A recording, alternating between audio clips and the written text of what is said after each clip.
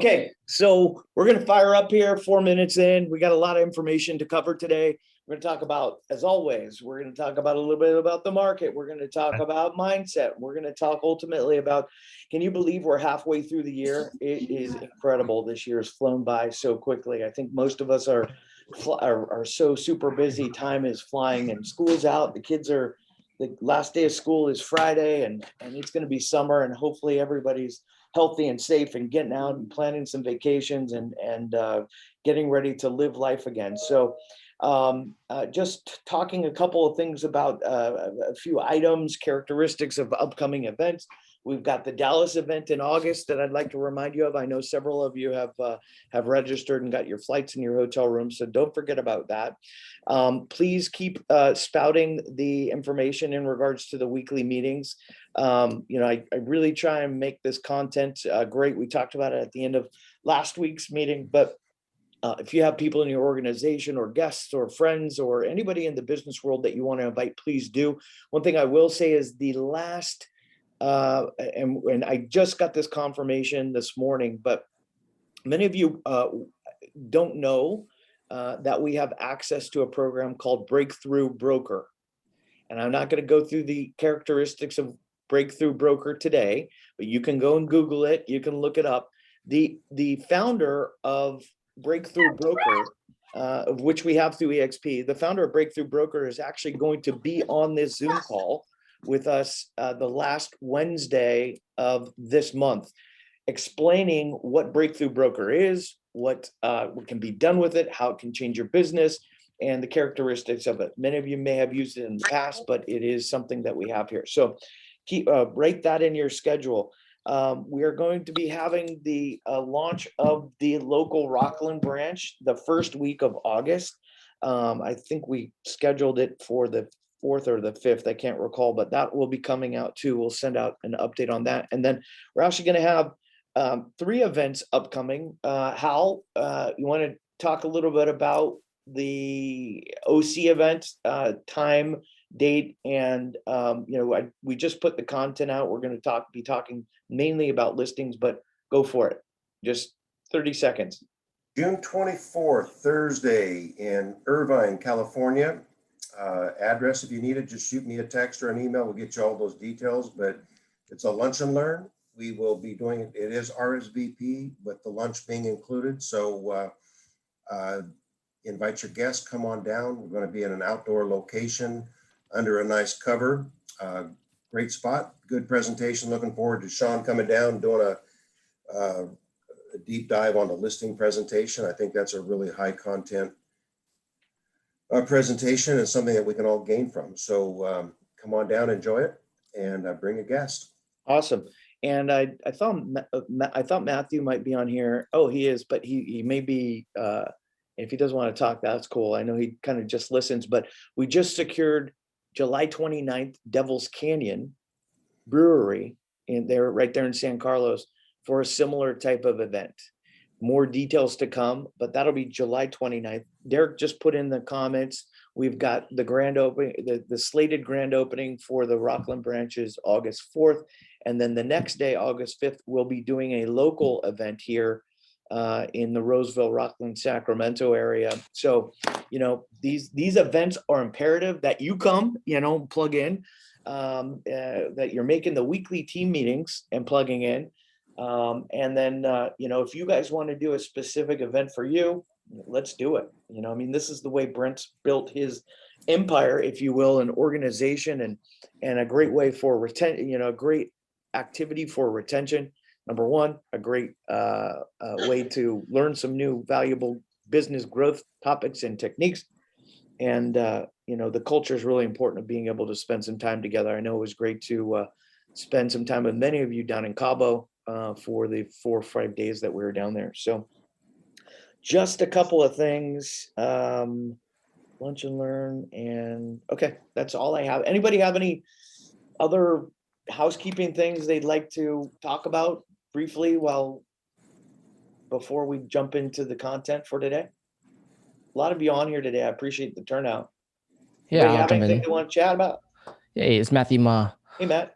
Hey, so yeah, I'm excited to have you guys. Sean's gonna have the event July 29th for Devil's Canyon Brewery. And then for all you guys too, try to invite your agents to come out, people who are looking to join EXP, people who are looking to grow their listings as well. And then we're working on a great lineup for that. Other than that too, I've been doing open houses recently, and I have 3 listings this past week, but my last listing this weekend had over 150 people show up in 2 to 3 days. So couldn't even leave. But the listing videos are helping a lot. There's a lot of interest and multiple offers. So make sure you're putting your name out there. Good point. Yeah, lots of open houses actually locally. We did our first Twilight open house. You may have seen that I posted that on Facebook. Had some private showings on that, and then over the weekend had about 30 groups of people through. So engaging. It's good to be back in that slot. So we had a really good meeting about open houses last week. We sent the slides out. Go and watch it again and buff up your open house skills, activities, and systems. So thanks for chiming in, Matt. Anybody else? Friday, Saturday. Okay, so we're gonna go and learn a little bit about the market this week.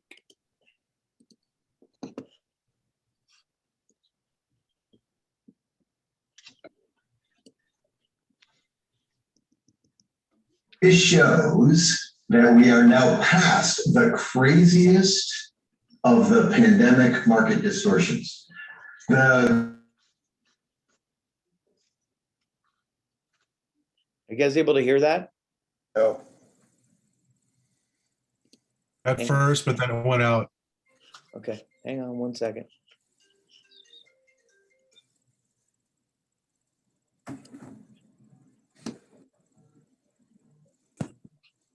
Stand by. Always fun to see what people's YouTube looks are. All right, so we Could need be bad. to admit a couple people here, and I'm gonna go and system preference.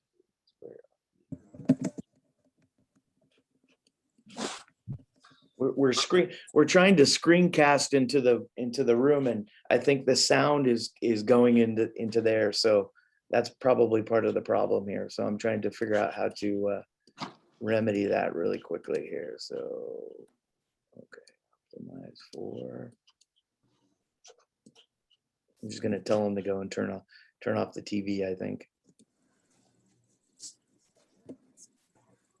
Hang on.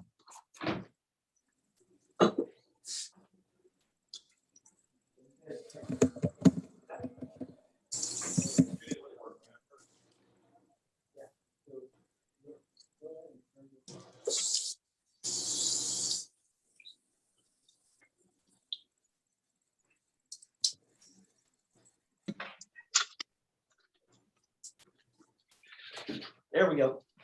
Okay, we're back. This should work. What the data is telling us. And that'll be this week's Altos Research Market Report. Every week, Altos tracks every home for sale in the country, supply and demand, all those metrics, and we make this data available to you before it's available in the traditional media channels. It's now Monday, June 7th, 2021, and here's the data. The median home price in the US ticked down this week to $399,000. That's down from $399,900 last week. That's the first downtick in prices since the start of the year. At first glance, it may sound a little scary, but an early June downtick in prices is exactly normal. This is a really healthy sign for the market.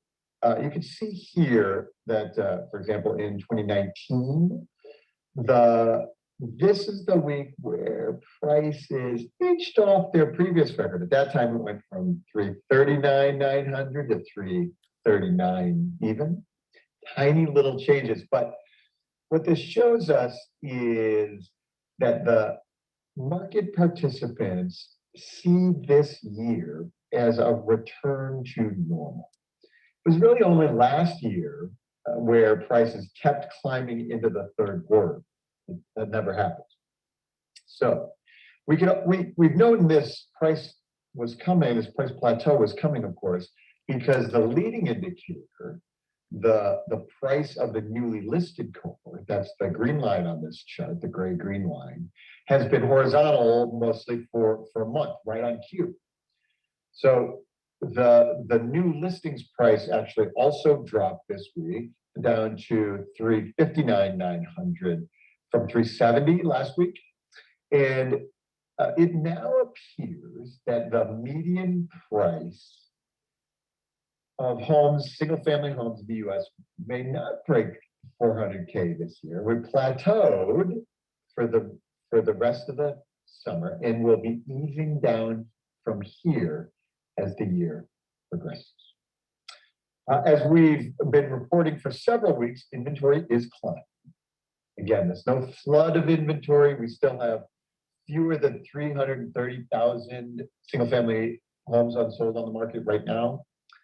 And while that's up a fraction from last week, up 7% from the April 30th bomb, it's still 53% fewer than last year at this time. So the crisis shortage of available homes is acute, and there's no rescue in sight. It's sort of a new normal level that we've been terming it. There are no distressed sales coming to market. The total sales volume remains artificially constrained because of the low supply. There are a lot more buyers than sellers, and if there were any mortgage foreclosure properties, for example, to eke their way onto the market, they get snapped up immediately.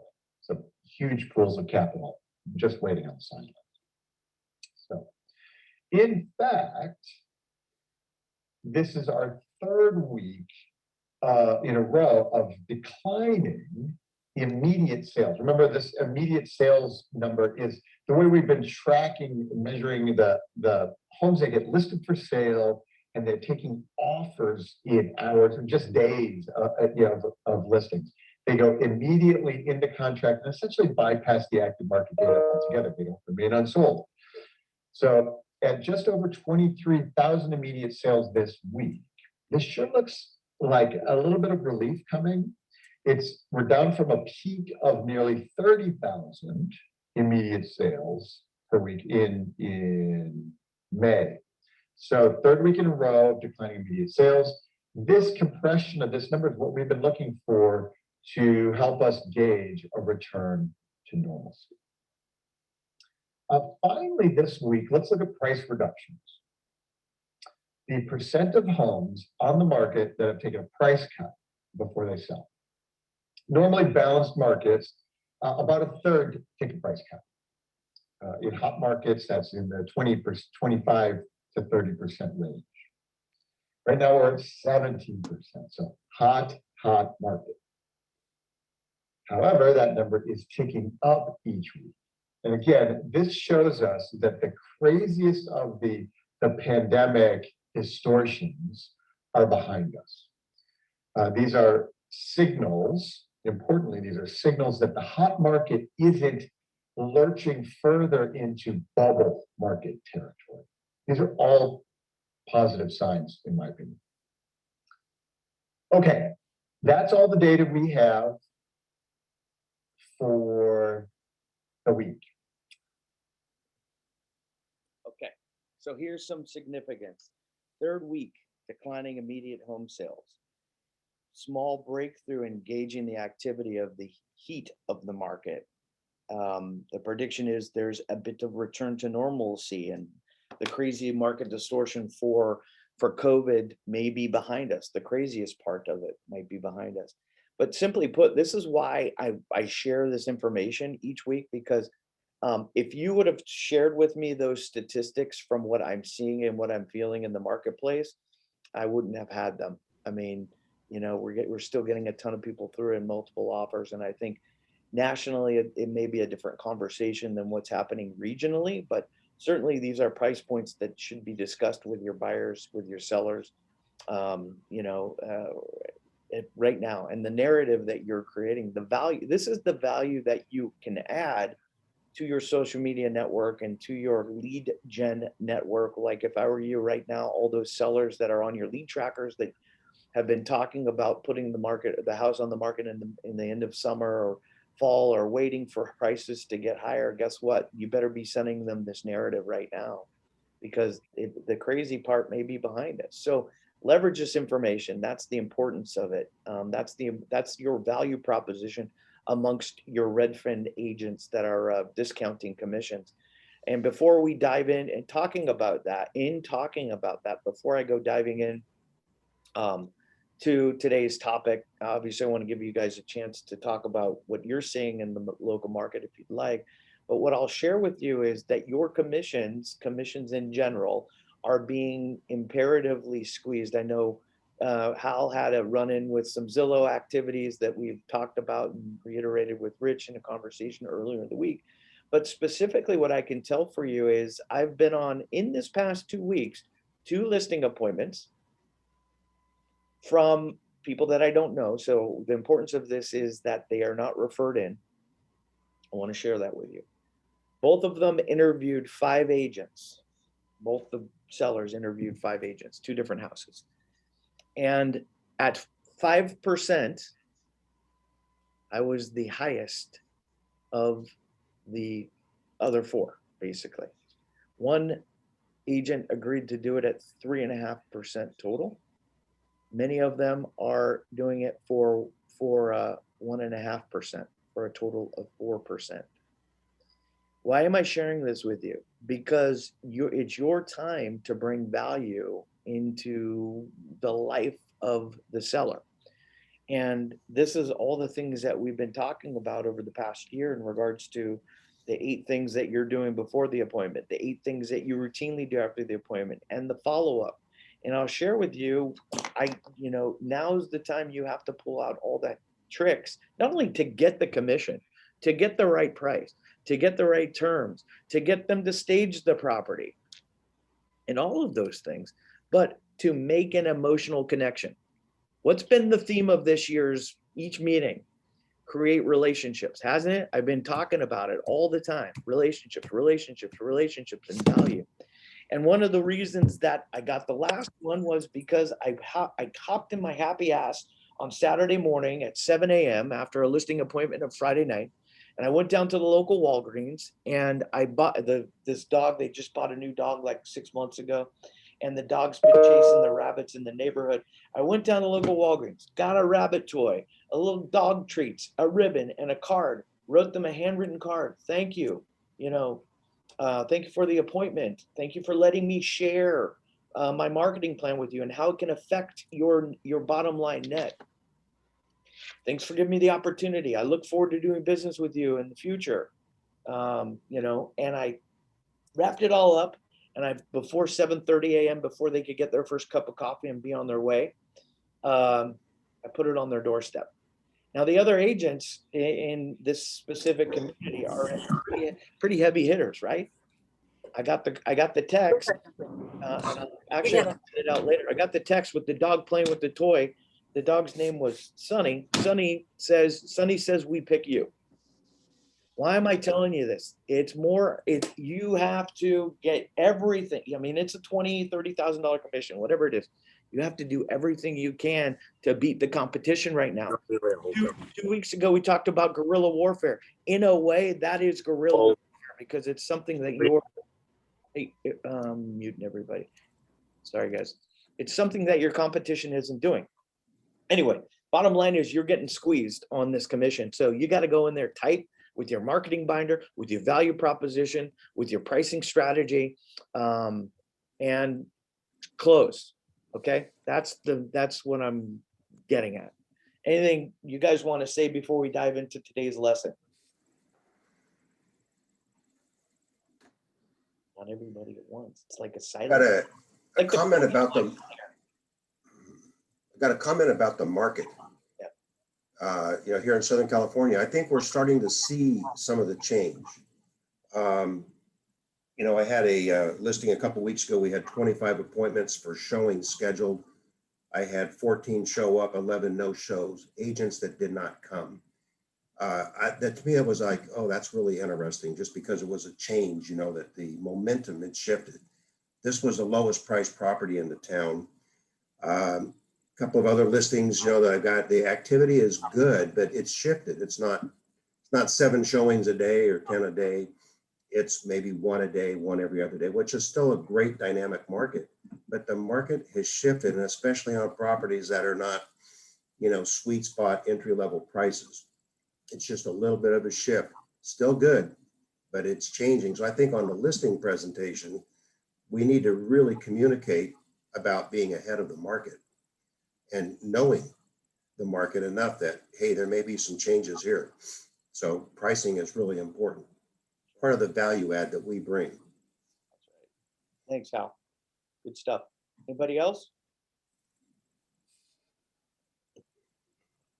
Okay, well, let's dive in. So today's topic is the 6-month review and the 5-year plan. And I just really quickly, rhetorically, you can ask yourself this question, on these past 6 months of 2021, where do I rate my business on a scale of 1 to 10? And if you are a 5 or below out there, it's time to put the all hands on deck mentality on board and to start putting a plan in place. The plan is what we're going to talk about today. We're going to talk about reviews. We're going to talk about activities. And the goal is for when we're having this end of year conversation in July, I want you guys to all be 8, 9s, and 10s. We've talked about this in the past. Like we have a 3% after 4 years ratio of agents that make it in this industry. And so you got to be on fire about this. You got to be passionate about it. You got to know what's happening. You got to create the roadmap for success and understand where you're going and get some happiness in this business. That's really what it boils down to. When I say what has changed my business over the past 3 years, man, I felt like I was in on the hamster wheel in the doldrums when I was at Keller Williams. I wasn't fired up about my business, and coming over here has changed my mindset. So ask yourself right now, how is your mindset for the rest of this year? How much market share are you going to get? How can you take advantage of this crazy market for the next 12 to 18 months and go out and gain market share? Those are some of the things that we're going to talk about today. And so without further ado, I'm going to go in and share my screen and we'll get started here. Okay, you guys, can you see this? Hopefully. You see that? Yeah? Okay. I'm looking at Hal and Eileen here. You're my top 2, so you guys are going to get picked on today.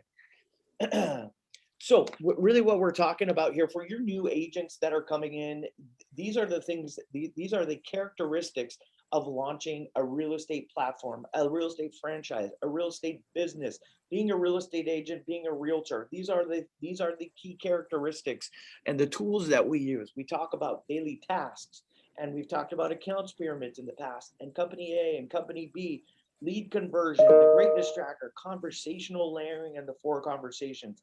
You need to understand these 7 concepts. On a scale of 1 to 100, you need to understand them above a 90. Okay. And so what do these look like? Success in real estate, we're going to follow the models of those people that have been before us, those people who are successful. And we're only going to get creative with these after we've experienced success. But I want to share with you, if you're out there and there's no roadmap and you don't know where you're going and there's no control and you go, man, I'm really lost. I want to share with you, this is your recipe for success. And I'm giving you the key ingredients to make yourself, if we were in a restaurant, I'm giving you the key ingredients to make a world-class meal and to make a lot of money. And it's your decision if you want to follow the recipe or not. Okay, so here we've talked about these in the past. I'm adding one more for you guys because we're talking about the new contacts, the follow-ups, the social media posts, the additions to your database to KB Core, appointments scheduled, appointments completed, and greeting cards. This is your job description. If you new agents are looking for, for this recipe, this is it. We're going to dive into each one of these and say new contacts. These are going to be based on your 3 chosen built pillars, levers, business decisions of pods of where you're fishing, and they can be anything. One of these 13, there's about 40 of them, but you have to decide: expired, FISBO, social media, geo farming, radio, paid leads, networking events. Hal, didn't we have a good conversation last night with Kendall about choosing which one of these? She was going, man, I feel like you can talk a little bit about it, Hal, if you want, but she was going, wow, I'm feeling like this isn't working. I'm doing the marketing, I'm doing the, spending the money and putting systems together. And she was a completely relationship type of person. So you got to understand where you fit in, round hole, round peg, round hole. And then once you decide, which one of these you're going to pick, you got to get organized in that facet and put your lists together, who you're going to target. And then we go and we talk about those follow-ups. And these are our ABC clients. Chrissy and I were having a conversation via text over the weekend. And she said, man, something to the effect of, we really need to figure out about these specific clients. I said, no, we don't need to figure out about these specific clients because they're C clients. We need to go out and get more clients. We need to get more A clients. We can't rely on those 1, 2, or 3 people who are on our pipeline trying to force them to close when they're not motivated. What we have to do is go and get a huge pipeline and categorize them A, B, and C, and we're focused on our A clients. Doesn't mean we leave B and C alone, but it means our focus on a B and C client is moving them through the sales cycle, whereas an A client is ready to go. And we can follow up on our LinkedIn and Facebook and business to business clients. And we can follow up on our past clients and referral partners and people in our lead trackers and those whales that we've been talking about for the past 2 years. And if you haven't taken advantage of prospecting the whales, imagine if you would have put that in place 2 years ago, and how your business would have changed based on those relationships. It's never too late to start. Now's the time. Now is the time. And then we talked about social media posts and who's in your social media network and what you're putting out there on social media, and that it's got to be something daily. And it could be market updates and interest rates and what's happening with the mortgage world and the hot sheet of what's happening in the MLS, how many went pending today and how many went sold and how many new listings. And then ultimately our evidence of success, which are open houses. When we're at an open house, we're videotaping it and the new listings that are coming out and the team new listings and those things that are sold or closed or buyers that you're working with. And in that, we maintain a weekly theme so that every day there's some content that's being posted on our social media page. Ultimately, our additions to KB Core. This is our people who are added to our campaigns and search alerts and market updates and receiving automated text and automated emails from us. And we're looking at our dashboard every day going, okay, how can we serve these people? And appointments scheduled. And these are with, first, we need buyers or sellers because that's what drives revenue. But if we don't have buyers or sellers that we're meeting with on a routine basis, then it's got to be people from our database, our sphere of influence. Next, our referral partners, then our friends and family. And don't forget other agent to agent interaction. And this has to be, I put here 86% of business comes from referral. These are not new topics that you haven't heard me talk about before or heard in general before. But for some of you, I'm hoping that light bulb goes out and you go, okay, I get this stuff. I get it now. These are the things, these are the routine tasks, the recipe for success. And then ultimately, we've got our appointments scheduled with anybody that you've come in contact with through your prospecting, marketing, appointments, influential activities, media, persuasion, and then ultimately, I'm sorry. So here we go, appointments scheduled, appointments completed, and then ultimately is your greeting cards, that connection with somebody, providing value to them and getting, getting gritty, if you will, with the message that you're sending to them or that you're delivering to them, I should say, and going outside of the box. It makes you feel good when you get a greeting card, when somebody gives you homage, if you will. So make sure those greeting cards are going out. And along that, sorry, gotta go back. along that, if we're doing these routinely, this is going to equal 100 new contacts a month, 100 follow-ups a month, 25 social media posts, 25 additions to KV Core, 25 appointments or 20 appointments scheduled and 20 appointments completed, and 20 greeting cards going out. I'm going to ask you right now, if that was happening in your business right now, would it change the dynamic of the revenue that's coming in? Would it change the dynamic of the revenue that's coming in? Because ultimately, if you're doing these activities, it should be equaling about 40 leads a month, a lead being somebody who raised their hand and said, I want to buy or sell potentially, and 4 A clients.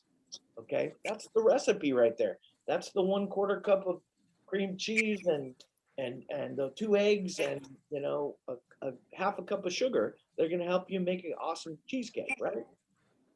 Okay, so we talk about the account. Another tool is the accounts pyramid. Why am I sharing this with you? Because it needs to be part of your 6-month, 1-year, 5-year plan.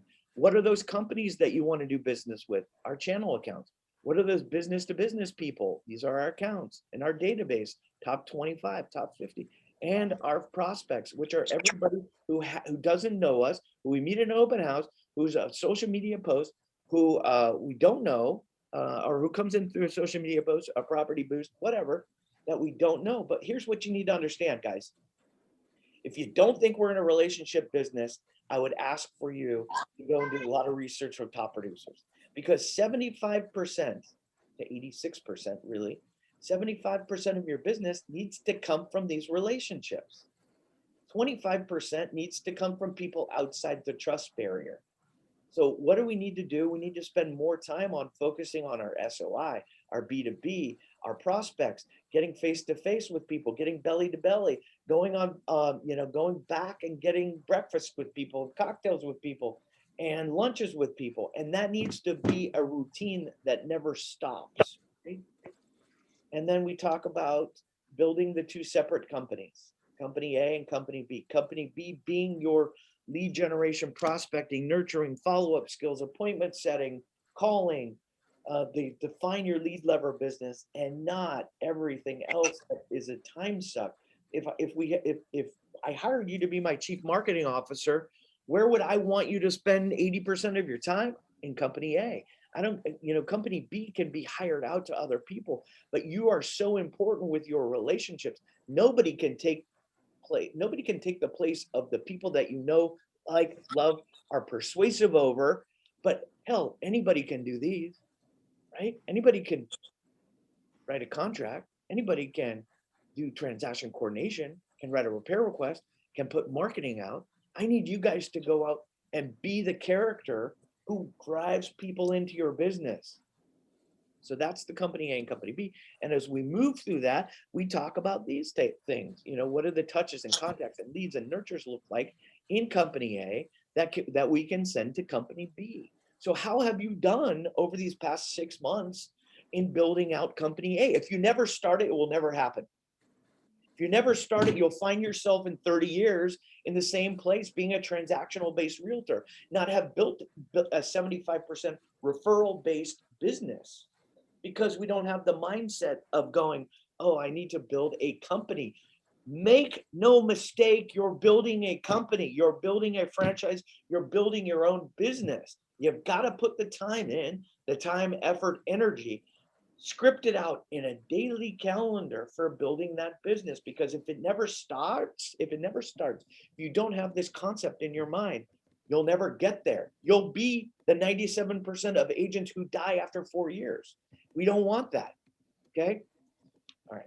So we're moving on. So then we talk about the 4 conversations. And here's what this means. It's a conversation that I have with myself every Friday afternoon that says, ultimately, how many appointments with buyers or sellers I have. Why? Why is that important? Because it drives revenue. If you don't have an appointment with a buyer or seller this week, guaranteed in 90 days, you're not going to have a paycheck. Right? So we got to get ahead of the sales pipeline, and we got to go, how many appointments with buyers or sellers did I get this week? What did that look like? Did I sign agreements? Did we enter into escrow? And ultimately, what was the revenue for my company, for my business, so that I could take that money and maneuver it into my personal budget and my personal savings and my legacy for the family and my success and my survivability. Okay, that's the goal. So that's the 4 conversations. Then we talk about the greatness tracker a little bit. And this really is your game board and measures your activities. Okay, for those of you who have been in sports, we all know, how do we know if we're winning or losing? These are all elements between the 4 conversations and filling out the accounts pyramid and this greatness tracker of telling us if our business is going to be successful or not, right? So this measures our activity. How many face-to-face appointments did we have this week? Did we have 10? How many did we have? How many break breads, meaning we got in front of somebody and shared food or shared a cocktail? How many pop buys? For those people who don't want to cold call, you got to do the pop buys. It takes organization to be able to do that. How many business to business related people did you call? You know, this is attorneys, but database calls or emails that are going out. And we should have, you know, collaboratively between all the B2B people that were referral partners that we're trying to come in contact with, we need to have at least 30 outbound touches going out. You know, it all goes back to this, right? It goes back to this. Touches. How many touches are going out? And then we talked about that. And then how many events are you attending? Many of you are leaders. You need to be at these events sharing your leadership skills, not with us here on Wednesdays, but at a Chamber of Commerce meeting or a Chamber of Commerce Zoom, or creating your own BNI or LaTip, or some event where you have, or it could even be a club, you know, a Bible club, or you know, a race car club. I don't care. It's an event where you're face to face with people, where you have the potential to talk about real estate. Because why? Why? Everybody wants to frickin' talk about real estate. Am I wrong? I'm right. Everybody wants to talk about real estate. Inevitably, every time I go to an event, Sean, tell me what's happening with the market. What's going on? What are you seeing out there? What's, you know, what's this? What's that? What's, the number one, and we've talked about this in the past, the number one shows on cable TV are real estate related shows. Flipping this house, rehab, you know, whatever it is. So we have to, you've got to get out there and get in front of people and get those 10 cards and bring them back. And then ultimately we talk about hours prospected, 21 hours a week. That's, for some of you, that's a lot, but are you playing at that 8, 9, 10 level? Some of you are going, man, I don't have any leads coming in, and you're not doing any of these activities. Is it going to be uncomfortable? You're damn right it's going to be uncomfortable. Is it comfortable for you to go to the gym? No. Why? Because that's changing. That's giving up some of the freedom. That's changing my habits. You got to change your habits. Your habits will either make or break you. And this is the recipe of great habits. So we go hours prospected. We go thank you cards that are out, giving value and homage to those people. And ultimately, each week, do we win or lose? What's the game board look like? We did all these activities. We did the 5-5-1-1-1, and we're building our accounts pyramid, and we're going on face-to-face appointments, and we're spending 80% of our time in this company A that's really going to provide freedom for us and our family. Understand that? You fill out what I want you to conceptually think about this. If your accounts pyramid was filled out completely, does that provide freedom for you? You're damn right it does, because on average, each one of those, you're going to get 30 deals from those without having to do any prospecting. All you got to do is maintain those relationships, right? So stop spending all this, stop spending your wheels on trying to go and get these, you know, if I go back here, you're spending your wheels trying to get 25% of the business when you need to be spending 80% of your time focusing on the relationships and building accounts and providing value to the people who are inevitably, empirically, based on NAR, are going to give you the business. Okay.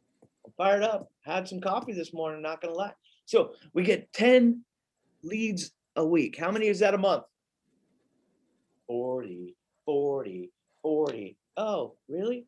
We'll go back here. 40 leads a month. 40 leads a month.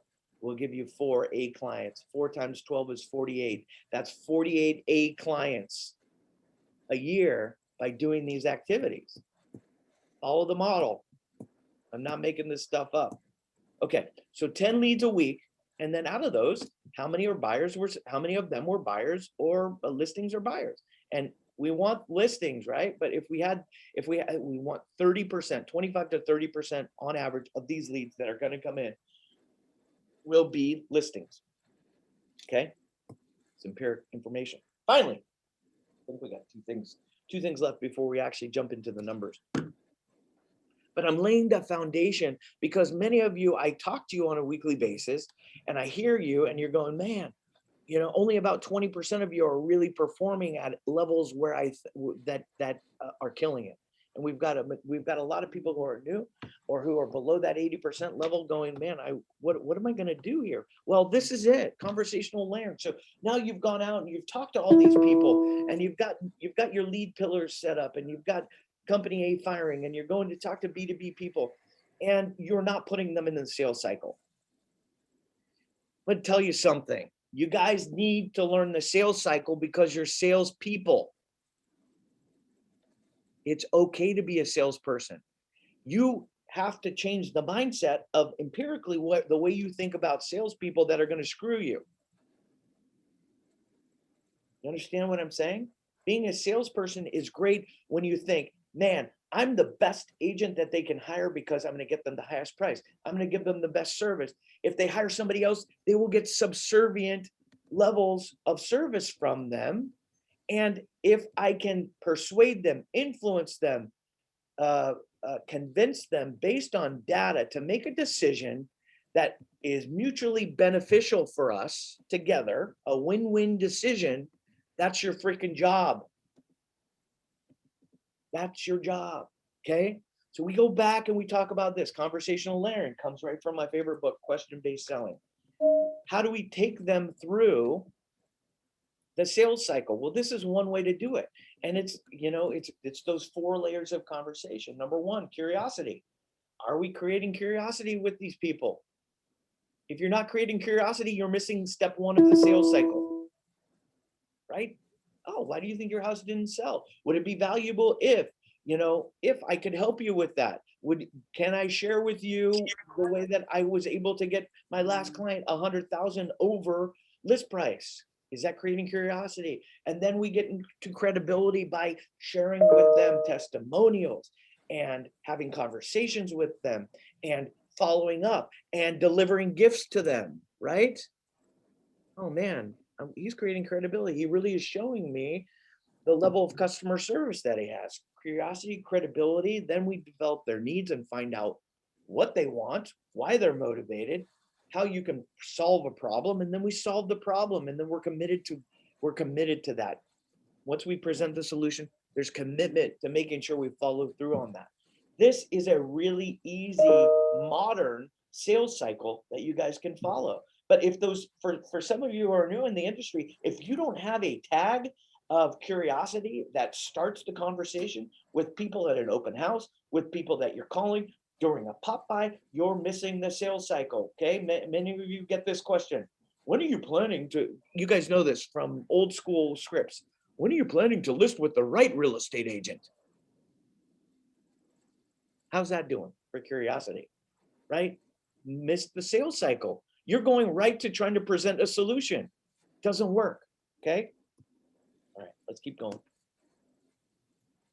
So, and then ultimately conversion. And I just popped these in here because you guys all can go to Workplace and download the conversion workflow. But if there's no system that happens, and I'll ask you, it's a really quick test, whether you have a system or not in your ability to convert leads. I give you a lead right now for a listing.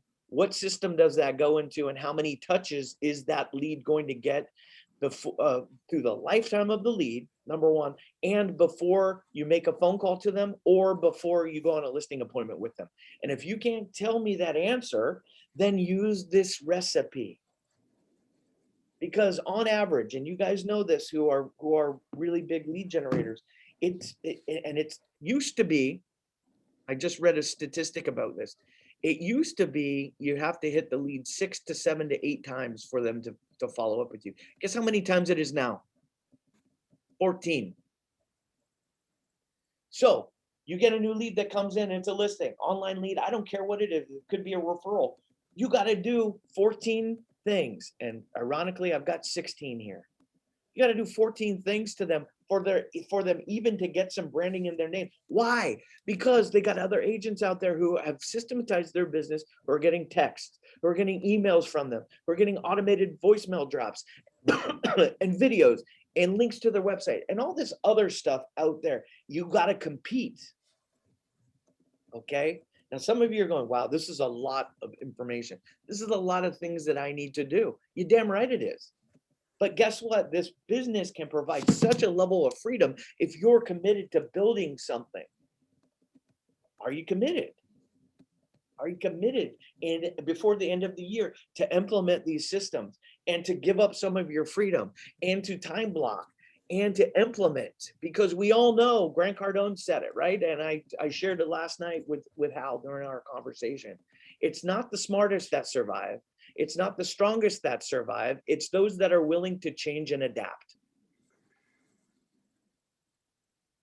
Adapt, guys. Adapt to a changing market and build your business. Get your account pyramids. Identify who you're going on appointments with each week. But here's a great conversion menu, if you will, from contacts to when they go into your lead tracker, to when you're pre-consulting them, to what you're doing at the consultation, to what to bring, to what you do after the post-consultation. I would have paid you $50,000 for this when I got into, if somebody would have given me this when I first got into the industry. Use the tools that we're giving you, that we're providing. There they work. Next, lead tracker. If you don't have a lead tracker, you will fail. Okay. Get your binder together, put all these forms in it, and put your lead tracker together. You guys have seen my binder before. I don't know. Where is it? It's in my car right now. Oh, you guys can slap me. Oh, no, it's right here. Boom. 3 years of leads. All through here. Lead tracker. Lead tracker. Use the lead tracker. Why? Because it's front. You can write in the car with it. It's front of mind, I was going to say, but it also gives you these little immediate voicemail. Friend them on LinkedIn, friend them on Facebook, mail something to them or email them something and text them. It's a really quick and easy way to make sure you're not losing these leads. Ultimately, what time is it? 8 minutes left. Okay. Good. Ultimately, we talk about this. It's your decision where you're going to be at the end of the year. Here's what I know about the market. It's hot. You got to go out there and find listing. You got to write contracts and have those conversations with the buyers right now, such as, we get one, we're going to war, we're going to battle, right? You got to give me, if you're the buyer right now and I'm having a consultation with you and I tell you we're going to war, and that's really what it's like. The buyer's market is chaotic right now. We're in a crisis mode. If Hal was my client, Hal, have to give me the tools and resources that I need to help us win. Are you okay with giving me those? Yeah. So what does that mean, Hal? That means you need to really, based on my empiric record, based on my team's record, based on my company record, when we get into this battle with this seller, and make no mistake, it's not only a battle with the seller, but it's a battle with other people who want to get this house. I'm going to come to you and I'm going to say, as your general, who's directing you in this war fight, here's what we need to do to win, Hal. Large deposit, release of deposit immediately, no loan contingency, no appraisal contingency, 15% over list. I don't know, but those are the conversations that we have to have when we're going to battle. So that's the persuasion, the sales, the overcoming objection part of that company A. And then ultimately, you got to know where you're going as far as the roadmap is concerned for the next 6 months. So what will your net income be? It's up to you.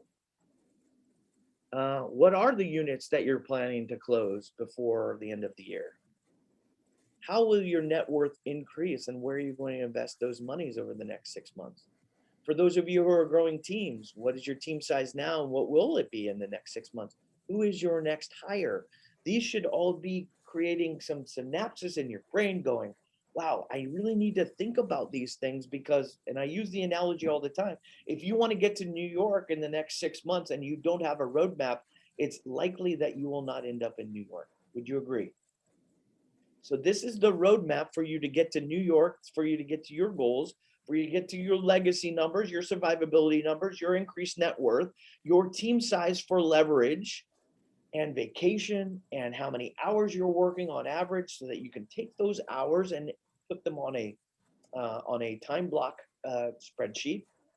And what, for you to get to those, for you to get to those numbers, your cash worth, what does your net price need to be? And this is going to generate why are we asking these questions? Because if you know what your net price needs to be for you to get to your end goal, that's going to dictate where you're marketing. Does that make sense? If you know you need $800,000 loan or closings to get you to your financial goals, you're sure as hell not going to market to a neighborhood locally to Citrus Heights where there's no $800,000 homes. So this roadmap helps you to create your pillars of business and where they're going to come from, and the social networks that you run in, and where you're going to hold your networking events. And then ultimately there's this discipline of how much you're saving each month. And I would tell you just right off the bat that EXP has a great savings program, and it's called 5% of your closings go towards stock. And if you're not doing that, I would say maybe you think about doing that on your upcoming closings. But ultimately, what are the two main things outside of these things and what we've just talked about? And if you go, man, I don't have a lead tracker, and I don't have an accounts pyramid, and I'm not following the greatness tracker and the face-to-face, and I don't have a list of whales, and I don't know, I'm not organized every day when I come to work, you're going to fail. And I don't want you to fail. So you got to take this. This is me being a drill sergeant to you on a scale of 1 to 10. And saying, I don't want to see you fail. We're going to, not just like I'm telling my buyers, we're going to war. We're going to war against the market. We're going to war against other the market conditions, against other real estate agents, against Zillow. We're going to war. Are we going to win? That's up to you guys. But ultimately, what are these going to look like? What are the two things that you want to accomplish over the next 6 months that will change the scope of your business? And then you got to decide, okay, how much do I want those? Oh, sorry. How much do I want those? How much do I want those?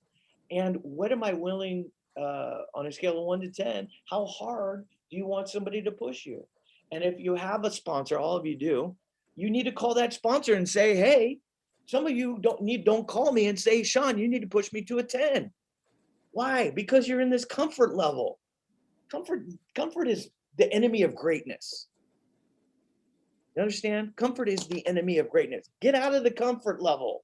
Let's be great together. Let's go and win. So I'd love for you all to hear. Now I'm kind of crazy. I guarantee it. I get it. But I want you guys to be at 8, 9s, or 10. If you're not at 8, 9s, or 10, man, I love you, but it's going to be really tough for you to succeed these next 6 months or a year. Okay. Anyway, so let's keep going. So here could be what a 1-year business plan looks like. And I got 3 minutes to wrap up here, and I'll probably go over a little bit. But ultimately, what do you want your income for 2021 to be like? And this is just a really simple grassroots way to identify your plan over the next 12 months, income per unit. Sorry, this is a typo, 2022 it should be, but your unit goals and the great relationships that you're going to get, and the databases, that how many people in your database that you're prospecting. Okay.